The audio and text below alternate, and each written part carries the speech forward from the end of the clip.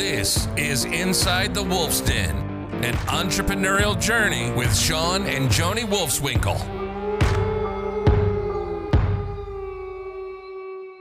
Welcome back to Inside the Wolf's Den with your hosts, Shawn and Joni Wolfswinkle. Today we have a special guest with us, Ben Reinberg. How are you, Ben? I'm fantastic. How are you both?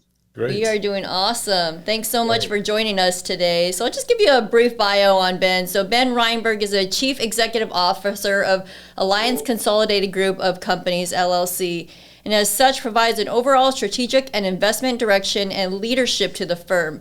Ben is a respected authority on commercial real estate acquisition and investment, as well as the development and structuring of transactions. He is well versed in 1031 exchanges and assessing the needs of investment capital. Ben is currently raising for his $50 million fund that invests in commercial medical office spaces. He is a wealth of knowledge, and we're excited to dive into commercial real estate and capital raising. So, Ben, I really wanted to get you to get started by telling us a little bit more of your story. How did you get involved into commercial real estate? Well, I was a young man. I was in my early 20s, and I'm a CPA by trade. And in the firm that I was working at for a year, I had someone who encouraged me to become an entrepreneur.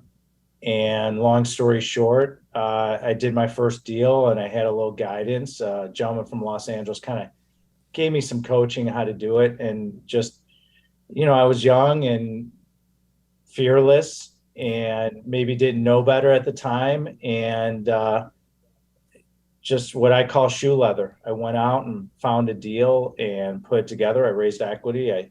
My godfather, God bless his soul, he's no longer with us. He got me my first loan from a local community bank where I'm from in the Chicago area. I'm from Chicago.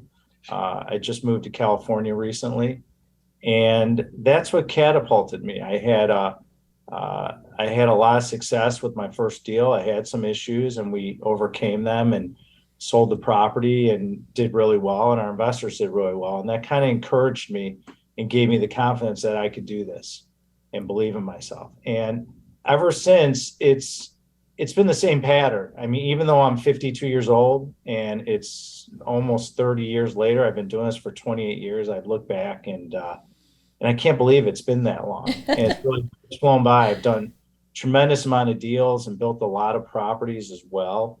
And we've done thousands of transactions. We've done billions of dollars of transactions over the years.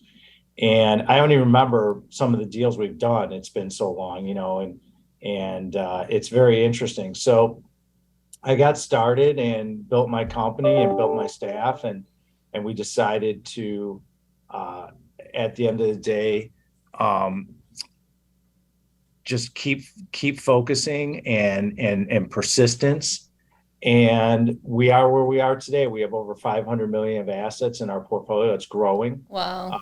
We'll be well over $1 billion soon, and we'll be multiplying that. We'll be launching other funds besides our $50 million fund. We're experts in office, industrial, and retail, and my leadership team has over 200 plus years of experience. So we're positioned well. We're excited. We're excited about the market. And what we do, Joni and Shawn, is our foundation is the human body. And we have focused on medical properties for about 17 years. It doesn't mean that we don't own office, industrial, and retail. We own all the different food groups of them. But right now, for the last 17 years, we've had a heavy focus on medical. And that was derived a lot from our investors. They wanted consistent cash flow. And then when the recession hit in 08 and 09, it really became prevalent that we should be focusing on this niche. So we grew this niche significantly. It's a large part of our portfolio. Obviously, the fund is focused on medical.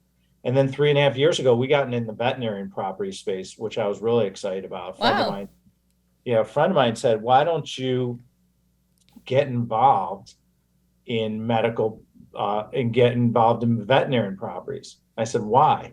He said, it's the same thing you're doing. It's just with pets. Pets industry is growing rapidly. You know that. PetSmart and Petco and all these. And we have 2 dogs as well. And I have a lot of friends with pets. I just kept seeing this and I started looking into it, and I saw all the consolidation going on in the industry. So you had some really good credit tenants and basically lowering the default risk. And so at the end of the day, it's just been a really fantastic thing for us to really expand the breadth of the products that we can offer our investors. So that's what we do. And I'm a fiduciary of capital. We raise money, we put it out to acquire properties, we asset and property manage it. And we are really good at what we do because we have a lot of experience. And one of the things that we're really good at is solving challenges, which if you're in this business for a long time, you're going to run into challenges. And it's Never. like any business in life. Never happens. Yeah, like any business in life, you're going to have failures too. And you have to learn how to deal with the failures, and pick yourself up and say, I am going to get through this. We're going to make it better. We're going to learn from this. Mm-hmm. We learn from everything. There's not one deal, guys, that we do that we don't learn something that we don't document and say, well, next time we're going to do this, or we're going to change this up or do this better. So I am constantly measuring not only myself, but our staff and our transactions and what we learn from it. And that goes for our resources. Did we like a certain resources? Did we have the right title company involved in the transaction? What about the attorneys involved? What did we like, dislike? What was wrong with the process? So I always look at how do we get better? Okay. The good news is easy to deal with. It's like I could pay anyone a preferred return. Anyone can, right? It's how do you solve a challenge? And that's people say, well, Ben, who do you invest with? And that's who I invest with. When people say, why invest in Alliance, my company? That's the golden shovel right there, is we can solve challenges. Mm-hmm. That's what I recommend to your audience is focus on solutions, not on the problems.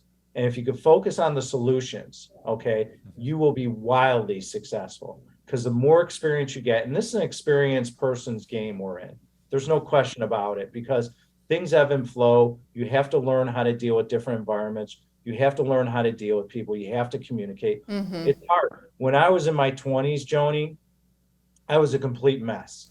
Okay. I didn't know about personal development. I didn't know about communication skills and NLP and all the different things that people do. I was young.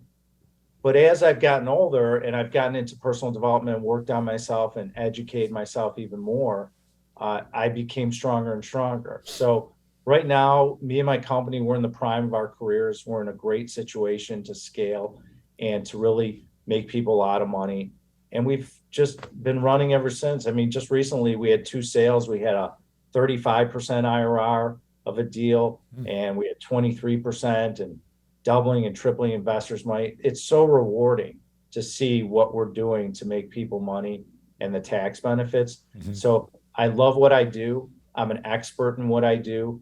I enjoy it. I do a lot of mentoring for younger folks in our business. And just like you guys, we got on a call the other day through a mutual friend, and love to hear about that experience and what you guys But your situation I've been doing for over 20 years for people. And so I believe one of the things I felt lacking, okay, is there was a lack of mentoring in our business when I was younger. I had no one to go to, okay?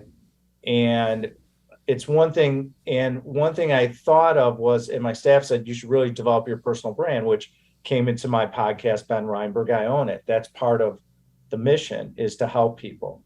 And so we're spreading the word.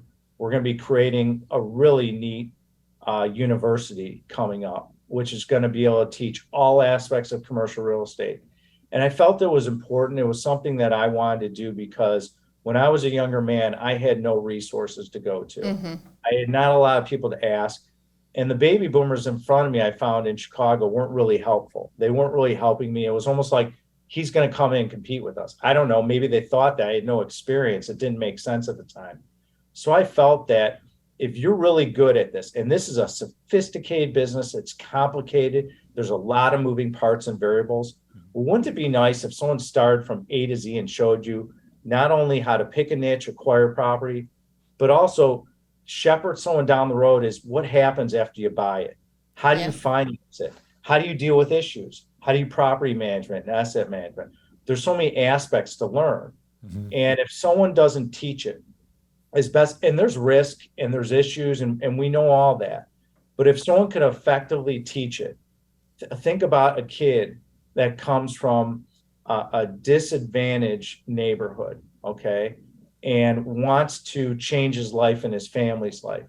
How phenomenal and fantastic would it be that that kid, okay, who has no hope and no guidance can come into our program and our university and learn real estate and pick a niche that he or she can fall in love with and do that. And I think that's really important. I think a lot of people don't teach our business. I think a lot of people don't teach how to deal with the different nuances in our business. And it's complicated. So for me, I was self-taught. And if I would have went through the university that we're creating, I would have said to myself, oh my God, this is it. This is the magic potion I've been looking for. Someone's going to hold my hand and answer the questions that are spinning through my head constantly of how to do things. And so I've had to shepherd the process for 28 years and go on that learning curve. You're right. And I feel that it's important to give back. And so that's what we're doing. And so that's kind of what's going on. And I'm really excited. And I'm excited our personal brand is really building, and we're all over the internet, and we're promoting this fund. This fund is starting to take off, and we're going to have 5 assets as of tomorrow that are going to be in the fund, which is exciting that we bought. And that's what I do. That's what I know. Well, there's been a lot of kind of takeaways there. I mean, you're obviously a wealth of knowledge, and you started young when we started, right? And some of the key takeaways I got from that is, of course, mentorship is. I mean, when we got started, we needed that hand, to hold us through every deal and to walk us through, things that maybe mistakes, or try to avoid the mistakes. One question I have for you is what are some of the biggest challenges you faced in your career? I think some of the challenges, I go back and I become an expert in financing deals. I believe there's no one better than Ben Reinberg at financing deals. Okay. I've really developed an art to do it and do it well. And the reason why I was able to create that set in my mind is because I never wanted to go through some of the experiences I went through. And to answer your question. So I've seen challenges where I've been involved in a deal and I didn't interview the lender or scrub the lender when I was younger. Okay, like I do now. I pretend like almost I sit on their board. And because of that, it's allowed me to get great loans and allowed me to prevent the risk. I was involved in deals when I was younger where I would have a lender, and at the 11th hour, they would change the terms of the deal, or they would say, well, we decide some guy on the board had a bad day, so we're not gonna finance that acquisition of yours. Okay? So now I'm scrambling. Maybe I raised money from my investors. Maybe I'm 30, 50 grand out the door for due diligence costs. I got earnest money up. I got my credibility in the brokerage community. You want to talk about pressure? That's the pressure I deal with on a daily basis. Okay. So I said to myself, I gotta change the game. So what I do is I find when I talk to lenders, I basically set the frame. I tell them what I want, who I'm picking. And it's a lot easier now because I have so much gray matter between my ears and so much experience in a portfolio. We're a privilege to do business with. I'm not the wealthy manufacturer down the street who says, hey, I want to buy a medical property or industrial building and give me a loan. Well, that's a different story. We offer repeat business lenders and a relationship. Relationships are really critical in lending. Absolutely. And so what I've learned, Joni, is that from financing, I had to get to that point where I had this ultimate confidence, like I'm going to get this finance. I know what I want. Here's the box. I create the box that works every time. And so that's been a challenge. The other challenge I see is a lack of integrity in our business. Absolutely. And that is a challenge to battle where brokers aren't being upfront with you. They tell you one thing, hey, if you do this, you're going to get the deal and you'll be under letter of intent and you're on your way. I see a lot of the challenges is time. Where do you spend your time? So for example, my acquisitions team, that department, one of the things that I teach is get the right information in order to evaluate a deal. Okay. And if you don't have the right information, you got to move on. And part of success in commercial real estate, what I do it and in life, is time management. You only have your time. That's your most valuable asset. And if anyone tells you that, it's true. Yeah. It's an accurate statement. So when you're looking at deals, if someone can't give you the right information or can't answer a question or doesn't have financial statements if you need them to assess the tenant, you have to move on. And it's a challenge that it took me a while to learn, and it takes some of the acquisition folks, time, where they glom onto a deal because they got to get a deal done because maybe, they're getting bonuses for deals that we close. So they're staring and they're praying and wishing, but you know what? It's not a viable deal. You don't have the right information. The properties may be overpriced based on market conditions. So at the end of the day, that's another challenge. So financial challenge, where you spend your time. And then the other challenge I feel is communication. How do you communicate with your investors? How do you communicate with your lenders? How does the property management division of ours communicate with our tenants as well? How do you deal with your insurance agents? What I think a challenge is, which leads into the communication, is your third-party resources. I have one of the best commercial real estate attorneys in the world. He's like an older brother to me. I love him to death. But we didn't get there overnight. I went through 4 or 5 attorneys. Okay. I saw what lack of integrity was. I saw overbilling. I saw lack of follow through and follow up. And then I found my person.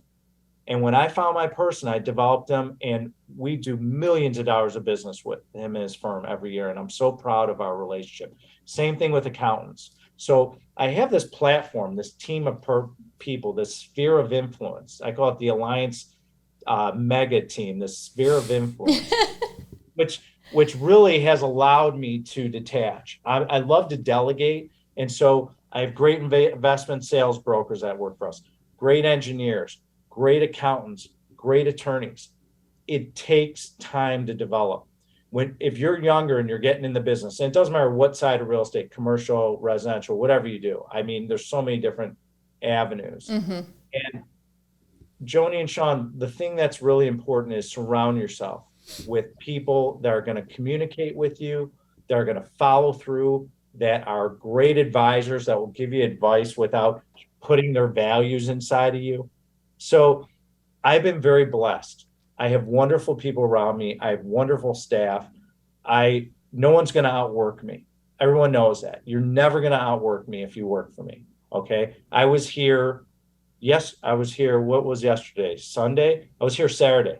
Okay. I work on Saturdays. Most people don't.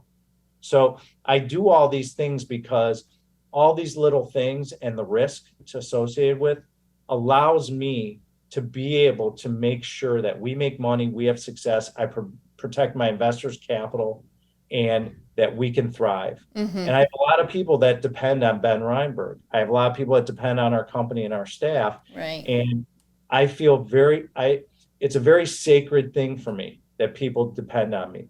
It's an honor. It's a pleasure. It's a privilege for me to be able to be a good fiduciary for capital. I have a great brand and reputation in the market. And I'm not letting it go because I want to be the best at what I do. That's my goal. I want to be the best commercial real estate company in the country, especially with medical. I want to have the best personal brand in the world. That's the competitive edge of me. And that's, people say, well, what fuels you? What fuels me is I never forgot, Joni and Shawn, the day I started. I never forgot the first deal I did. I never forgot what it took for the first success moment I had and how valuable that was. I don't get high off, making money. I'm a money magnet. I know that. I know how to make money. What I've learned is that you have to be grateful. And every day I'm so grateful for the people around my life, because if they weren't there supporting me, I wouldn't become the person I am today. And so my advice to your audience is surround yourself with good people. Show me your friends and I'll show you your future, is one of my mentors says. And it's so perfectly said because it's so true. If you're going to hang around with losers, you're going to be a loser. If you're going to hang around people that are wildly successful, that can teach you and that have been there and done it, okay? That's why people say to me, they're like, well, why do you have mentors? I have mentors because I want to always be elevating. I want to be learning. People know I don't know everything, Joni and Shawn. I just don't. And I'm very transparent about it. However, I am outstanding at bringing in resources that can solve challenges and provide me the information I need to be successful in business and life. Yeah. And that's how we met, right? I mean, Yeah, I mean, that's right there, when we talk about connections and surrounding yourself with the right people, that's kind of how we connected, right? That's a mutual friend, and we were starting our first fund, and a mutual friend said, hey, you need to talk to Ben. Ben's like the king at raising capital. You're doing and your little 10 million, he's got a 50 million. But no, I mean, yeah. So, I mean, it was good. It was an hour of, getting a kick in the butt, and we needed that. Well, let's talk about that.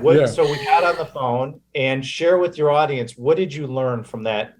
I think we were on the phone for an hour. What did you learn from that hour that you spent with me? Yeah, so it was number one. It was, we had all the resources, we had all the experience and all that. It was just more of a mindset shift is what we really needed at that point of time, and so.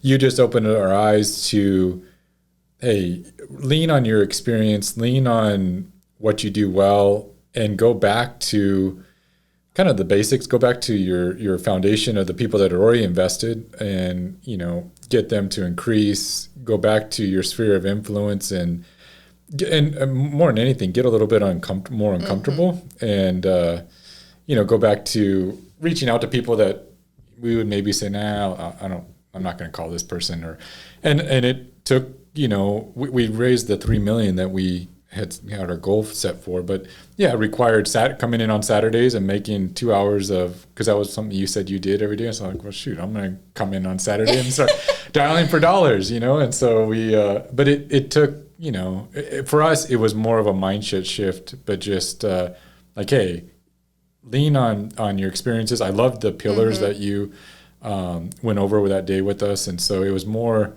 taking that and shifting our pitch a little bit and shifting the way we were presenting it to our clients, and also our attitude. So just changing the way we were approaching and going in with a lot more confidence, and so anyway. I think also like because I think a lot at our level we think not that, because we don't know everything also, right? But others out there may think, oh shoot, what I know everything, right? But putting that ego down and say, you know what, like I could learn something from this, right? Even if you're at a high level, I think that we all could be coachable. We all can learn a few things. And you talk a lot about mentorship, and I think it's crucial, even at our level, right?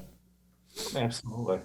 Yeah, I mean, I still do personal development. I have mentors of mine where I talk to, I sit down with on a frequent basis, and we talk about what's going on. There's always something where they can see it and say, one might be like, you look upset. What's bothering you? Let's get it out. Let's pull that experience out of you and clear it. Let's get it out of you. Right. And so I never want to stop learning. I want to keep growing. And, one thing for your advice, I think is really tough for people is you have to be vulnerable. You have to be transparent. You have to tell people who you are.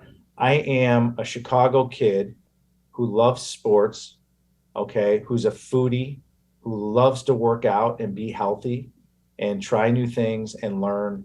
And so at the end of the day, it's what is important to me.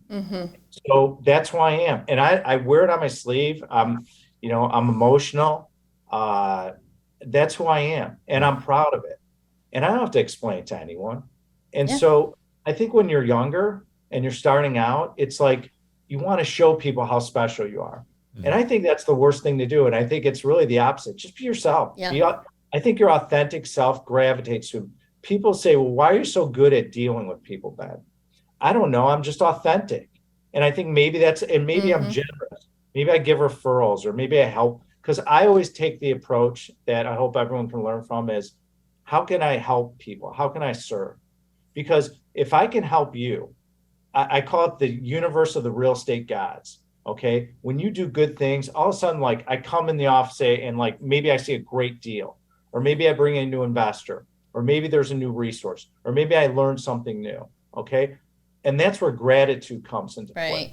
And all this ties together. And I really believe if you work hard and you're persistent, the real estate gods reward you. I've seen it. Okay. I've been in this business long enough where just things happen and moments happen. It's showing up and it's being persistent and it's being authentic. Those are the keys to success. People ask me that, what are the keys to success? Yeah, roll up your sleeves and work. So true.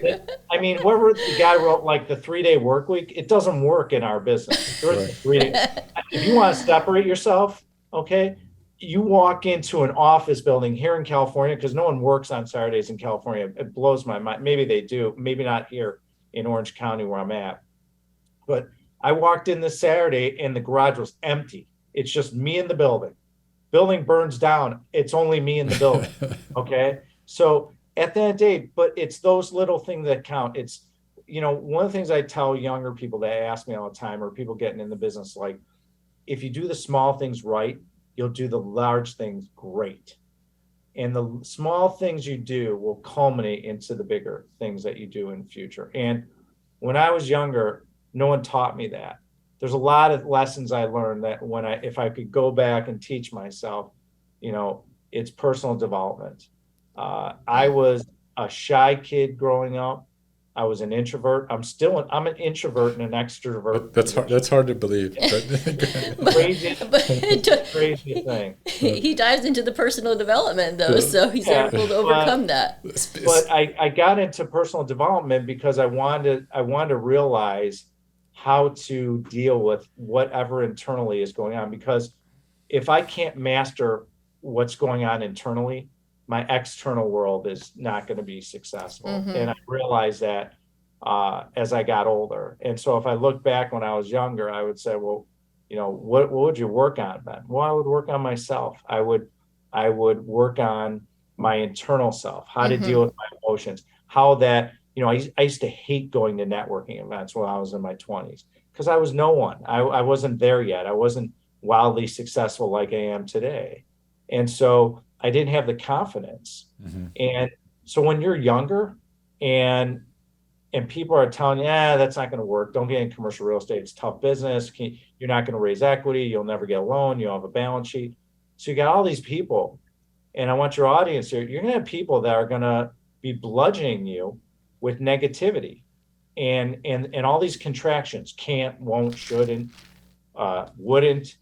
I don't believe in contractions. I say that to people that work for me as well.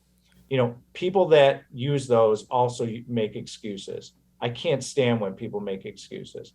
I've had a lot of challenges in my life. I didn't come from money. I had to figure this whole thing out. And because of that, I don't make excuses. There's a challenge, I figure out how to solve it. If I'm having a bad day, okay, I'm having a bad day.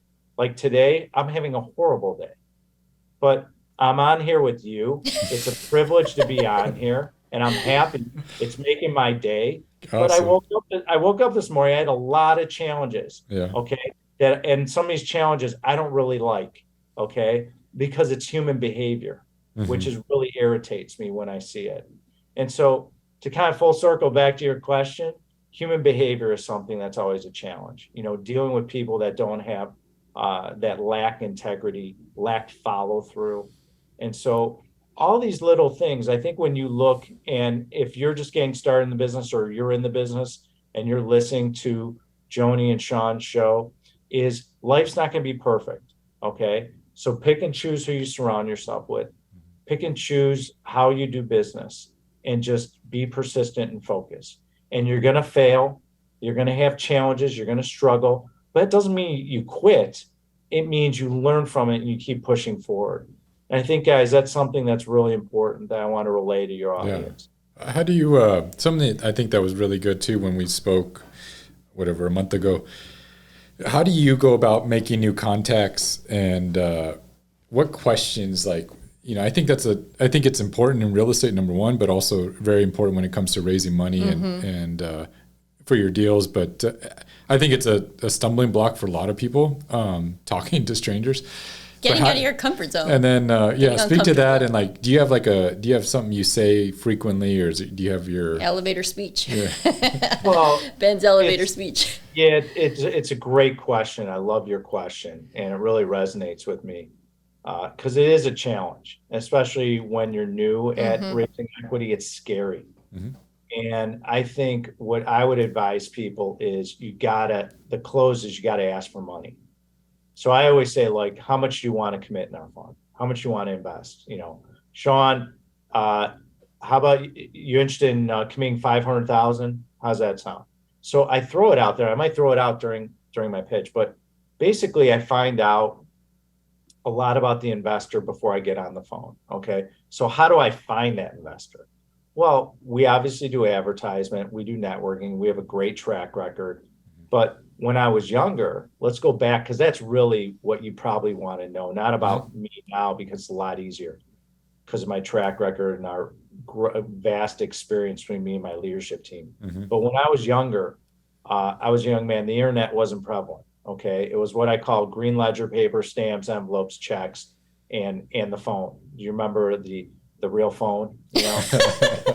Was it on a wall? Yeah, like I got a phone right here. It's the nice one, but okay. I'm not and it could have been a rotary phone at the time, you know, or push button. And so with call waiting. So what would happen is I used what I call shoe leather. I would go to people's office in conference rooms. We had a conference room when I was younger too. And it was always positioned up front in everyone's office. That way you can escort the person out if your meeting didn't go. And you weren't going to bother your staff either. So at the end of the day, it was a lot of shoe leather. And I think it exists today. I think you got to go out there and pound the pavement. You got to meet people. Now we have all these coffee shops. If you're a coffee shop, just start talking to someone. I was at a restaurant, Friday night. And it was interesting. Some guy just came up to me and started speaking to us. And what ended up happening is he was just working the room. And you know what? If he would have asked me to invest, I would say, what are you doing? So I learned something from that moment. That was just a few days ago. And you just have to put yourself out there. It's scary. You're talking to an introvert in an extrovert position, remember? So when I was younger, it was scary. I just said, you know what do I have to lose? Someone's going to say no.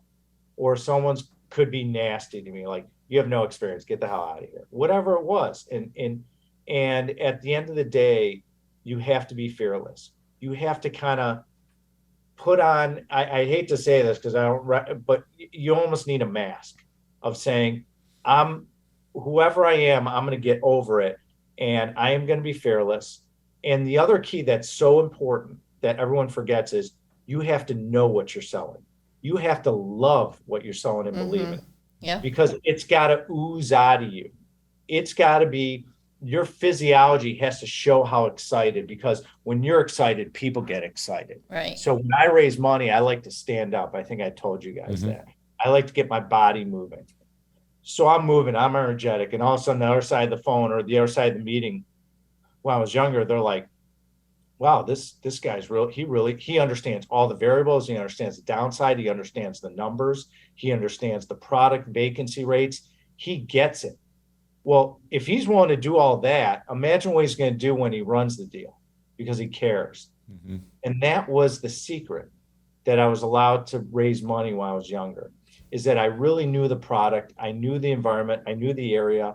And here's the reason why that's so important, is that you have to be able to tell every part of the capital stack why they're going to be okay. So what's the capital stack? Well, you got your debt, you got your equity, right? Well, you have different components, and the equity could be divided into components. Today, it's not as prevalent, but back in the day, there was a lot of mezz debt in different situations. So what happens is you have to be able to explain to your lender and communicate of the deal, the cash flow, the risk, the downside, the tenant, the credit, the area, etc. It's the same speech to your investors. So if you master your speech to your investors, you'll be able to put together your capital stack. And that's a very critical thing for us that we've mastered at Alliance. It's been something that I take pride in, that because I want to be able to share a great investment or a great vehicle like a fund. You better know it, because you know why? Every penny that investor invested with you, generally speaking, has worked their tail off. Okay. So I give an example. Chicago, it is very cold in the winter. It's cold a lot of year round. Okay. We have snow, ice, dark gray days. So take a man or woman that's from Chicago, from my area, and they took the train downtown, took the train back, raising a family. And then all of a sudden they're betting on you with a lot of money. If you don't value every penny that person had to do to grind to earn that dollar, you can't be in the business. And I said that to my staff. I said, the day we don't appreciate every penny, we shouldn't be doing this. And I really believe that. Yeah. Because there's a large responsibility when you're handling other people's money. Things aren't going to be perfect, but have transparency, have integrity, be consistent, become experts. These are our core values for my company, and it exists today. Yeah. And so to go back to your question it was shoe leather, it was being fearless, it was networking, it was asking for referrals, which a lot of people don't like to do. So at the end of the day, that's what it is. It's really persistence and grinding and picking up the phone and going to meet with people and asking for referrals, doing all the things that you might not be comfortable doing. Right. But if you want to be in this business and you want to raise equity and you want to find lenders and you want to find resources, you have to put yourself out there. Yeah. And I really struggled with that. And now I'm great at, now I got this personal brand, because when I was a kid, Joni, okay, it was always the millionaire next door mentality. Let your actions speak for your word. Don't promote it. Don't pound your chest and say, I'm Ben Reinberg and I've owned millions of square feet of commercial real estate. I'm the greatest thing since sliced bread. That was the opposite of what I was taught. And so now all of a sudden, like with this branding, this personal brand, these podcasts, it's like, now I gotta shed all that learning, those experiences, and share who I am. Yeah. And so I think in this environment, it's a little bit easier because people are used to being vulnerable and authentic, and people are can promote things on the internet and social media. So things have changed. Yeah. Okay. It's not a paper business anymore. It's a technology foundation part of our business. There's more technology platforms in our business there ever has. And I think that you can utilize it. I'm actually jealous, because if I could roll back the clock and you could say, okay, Ben, you know everything you know now, you're going to start in the industry right now, I would say giddy up, because I got all this technology I could deal with. And it wasn't like, because when I looked at deals, guys, it was like I'd get a shiny package, the shiny book, I'd make an offer, and then I'd hear back 3 or 4 weeks later. That wasn't the deal. That's when off-market deals really became prevalent. You had to find them, because broker had control of a deal, like he's bidding the crap out of it, and who knows if you'll even get it. So go to that. So we have a lot of listeners there in their early 20s and just starting out. What put yourself in that role? If you went back, what advice would you give yourself? I would, like I said before, and I would tell everyone, is become the best version of yourself. Work on your internal, we have thousands of words that's being processed through your brain every moment. And you need to be able to kind of guide your own ship, right? You're going to be challenged. You're going to have people that don't say nice things to you. You're going to have people that put you down and use those contractions and the negative people surrounding you. So I would say work on yourself and become the best version of yourself, and learn to love yourself, and learn to be appreciate your process that you're going through, and know that you are going through a process. This is a marathon business. I'm not going to sugarcoat. It's not get rich quick. You're not trading. But it's, to me, the best business in the world. It's wealth building. Yeah. And it's building wealth. And we have great tax benefits in our business. So for the younger man or woman out there that wants to get started, work on yourself, become the best version of yourself, and then take the extra time to learn. And I think a lot of people, they get lazy. It's like, put in an extra hour or two, put in something over the weekend and really learn about your niche or what you're doing, or whatever product you're selling. And so personal development, put the time in to become an expert is important, and surround yourself with people that have been there and done that can help you escalate your learning curve. Do you have a That more? to me, Oh, I'm that sorry. to me would be a big help. Do you have a morning routine, like to put yourself in the I do. right I do. mindset, especially when you're raising money, you're making these So calls? I wake up, Go ahead. give you my day today because it's Monday. Yeah. So I got up at 5 a.m. and I get ready, and I work out with a trainer 5 days a week around here in Orange County. And I drive there, and basically I'm mentally preparing for the day. I take time. I'll take some calls while I'm driving because Chicago, which is our corporate headquarters, and I live out on the West Coast now, or Tampa, Florida, we have another office. So I'll get calls. So I might shepherd those in the morning if there's important things. But when I get up, okay, I am setting the tone for my day. I have my feet on the ground. I think to myself and say all the people that I'm grateful for in my life. I put it out there in the universe. I talk to myself and say, Ben, you're going to kick some butt today. You're going to have a phenomenal day, and let's go get it done. And go find deals, go find equity. Let's change. Let's do it. And I mentally psych myself up, and I've been doing that for a long time. And then I go work out, and working out allows me to relieve stress. As you get older, it's important to build muscle. So I've gotten into great shape over the years. And it's really been a way to start my day. I struggle when I don't work out in the morning. I'm a little edgy. I'm a little itchy because it's part of my routine. And when I work out, it allows me to focus and take a breath. And even before I work out, I might sit in my car and do some breathing exercises that one of my mentors taught me to kind of increase my energy, because, you know, your energy is through your breath. It's not through food. And so I'm looking for ways to increase my energy. I go work out. I have a great workout, get ready. And then I head right in the office, and I'm ready to go. And that's what I do. I don't drink caffeine anymore. One of my mentors taught me that caffeine is not great for you. So I stopped doing that about 9 months ago, and it was a game changer for me. So I drink non-caffeinated tea. I've gotten into tea, and I love it. And it's a way to get something hot, especially being born and raised in Chicago. I always like to start the day with a warm drink. It's just something inside me. It used to be coffee. Now it's caffeine-free tea. And that's what I do. Yeah. And I do the same thing on the weekends. I get up early, I go work out, but my day might be different. Like I might work a couple hours and then, be with my family the rest or whatever. So at the end of the day, everyone develop your own routine. Okay. Yeah. My routine developed over time because I started working out at a facility that was in front of my office in a very affluent area. And I did that to meet people, and because I wanted to be able to raise money. And I raised a ton of money from that health club.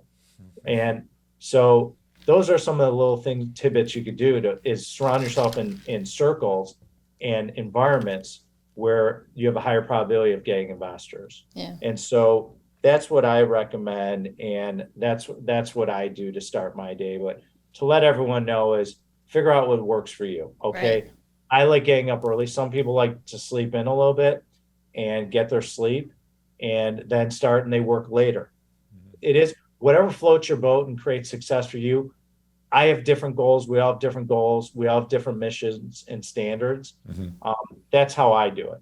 That's the Ben Reinberg way. Yeah. Well, it's true that they say every successful person has a morning routine, right? So whatever that is for you, find it and get it done. So one thing I want to ask, we always ask our guests is, so what's your next, Ben? What are you looking to accomplish in the next 5 to 10 years? I want my employees really running Alliance.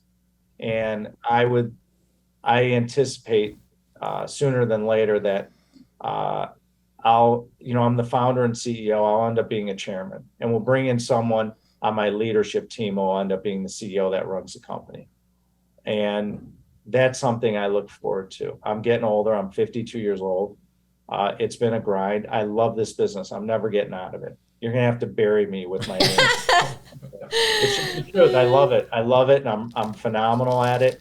And it took me years to get to this point. I'm very grateful and appreciative of the ride. But at the end of the day, I look forward to stepping out of the company and seeing other people run it and seeing them flourish and have equity and be wildly successful. And I am going to build this university, and I'm going to give back and help people. And that's what my next life looks like. And I think one of the things I like is the people that work for me, I give them opportunities that maybe they never had. You know, maybe they came from an underprivileged background, didn't go to college. Maybe they're a woman. We have a lot of women that work for me. I'm a big supporter of women. I think women are smarter than men, but that's my opinion. Yay, of course. And well, they just have different skills. I think they look at things differently and they have different viewpoints. So I like the different diversity within my company.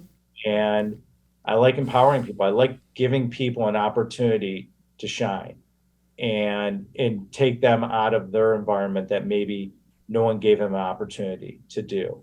And so I find great employees that way. And that's really what it's about for me. My mission is, I am big into business, health, and personal development. That's who Ben Reinberg is. But I like giving back. I enjoy helping people. I enjoy serving. I enjoy teaching. And so I think with my university, I'm not going to teach every class. I'll teach a niche. And I feel that it will allow someone to change their lives. I am very proud, guys, I look back and someone says, well, what's a barometer assess? You have a shitload of money in the bank. You own a lot of assets. You've done thousands of transactions. What floats your boat? I think the one thing I'm really proud of is I've put a ton of kids through college that of the parents that have worked for me. That's awesome. And I get choked up when I say that, because to me, that's something that you can't put a price tag on. You couldn't put a price tag on an employee that their kids never went to school. I'm sorry, they themselves never went to school. Maybe no one else in their family is the first generation going to college. Their kids go to college. Maybe they have 3 kids and they graduate. I have a woman that works for me. Okay. She's worked for me years. I love her to death. She's a wonderful, talented person. And I've watched 3 of her kids go to college. That's awesome. And I know her kids and I love them. And to me, that is one of the most gratifying things that I've been able to enjoy throughout my career. And to me, it's priceless to be able to change someone's life and give them an opportunity, because no one did that for me. And I felt that if I could do something different, how rewarding would that be? How special it is when you get a call from one of your employees' kids telling you that they graduated in May, and they send you pictures or videos. I get very choked up with those moments. Yeah. Because I look back when I was a kid and no one gave me that help. And so I said, well, what if I can do that for someone? And that's why, to me, it's the most special moment in my career is what was I able to do? Because all those Saturdays and all those grinding, you look at, produce money and my kids go to great schools and they have a great life. But at the end of the day, I look at it and say, well, what did I do to change people? What impact? I love the word impact. What impact did I have on the people around me and the people that work for me? Well, it's the knowledge. It's the ability to do something different with their lives and grow. And so I'm really proud of that stat. We have a lot of great stats, but the college stat to me is like, there's something about it that just really resonates with who I am. That's awesome. Great. So, I mean, you are incredible. I'm glad that we had this opportunity to interview you, because you're a wealth of knowledge, with your success story, giving back, all of that. So how can our listeners get a hold of you? The best way to get a hold of me is if you go to benreinberg.com. That benreinberg.com has all the social media platforms I'm on. I have an entire staff. We post a lot of content. We're posting a lot of educational content. People can get to know me. I'm very vulnerable and talk about my thoughts, and I don't hold back. I'm raw.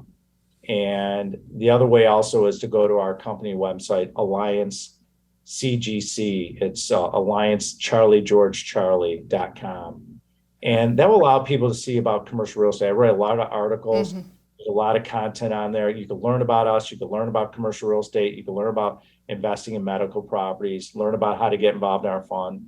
And so those are the two ways. The third way is to, like, you have your podcast. I have my podcast, Ben Reinberg. I own it. My podcast is growing rapidly. We have some phenomenal guests that offer a lot of value, have similar values to me, that want to give back and serve others. Right. And the name behind my podcast was something very special, because I felt that it goes back to your question about what would I say to myself in my 20s or my teens, is own everything. Own what you consume, own your behavior, own your thoughts, own how you treat others around you. You're the only one that controls your destiny. Okay. If Ben Reinberg wasn't successful and not on Joni and Shawn's show, that's Ben Reinberg's fault. I own that. That's me. And you have to own it. And if you do own it, own internally and what you project out to the world, you will be wildly successful. Yeah. And that's why the podcast kind of goes back to giving people and serving and educating and providing value. I wanted to create a podcast where I could add value and bring in really cool guests from all different walks of life that have really inspired people and continue to do so. And I really fell in love with it. I was kind of worried. I was like, well, I'm not a speaker and I'm not this or that, but I really gravitated to this podcast. And I realized that the value we provide people is just priceless, and the people that we meet. So I'm really enjoying it. That's another way to stay in touch with me. And it's own it, right? Yeah, I own it all. I love that. You got to own it. Yeah. And that's why we said Ben Reinberg, I own it. Well, we'll have I love that. Well, we'll have the links to all that in our bio, in the comments and everything, so people can get a hold of you and follow you. And let us know when the academy launches. You got 2 students right here, though. That your first 2 students. So Right. yeah. Yes. Well, Yeah, Ben, very it has excited been about that. fun. Thank you so much for joining us today. If you like this episode, please rate it. And we'd love to hear your feedback out there. So please reach out to us. Awesome. Well, everybody, we'll see you all next week. Have a great rest of your week. See ya. Thanks, guys. Pleasure seeing you. You've been listening to Inside the Wolf's Den, an entrepreneurial journey with Shawn and Joni Wolfswinkle. Tons of entrepreneurial podcasts are out there. Talking. But Joni and Shawn are living it every single day. Their portfolio now includes many franchises and medium-sized businesses. We talk about the trials and motivators of successfully running a business. Join us again soon for another podcast. But until then, reach out on the website at InsideTheWolfsDen.com, on Facebook at Inside the Wolf's Den, on Instagram at Inside the Wolf Den. We'll see you again soon. This is Inside the Wolf's Den.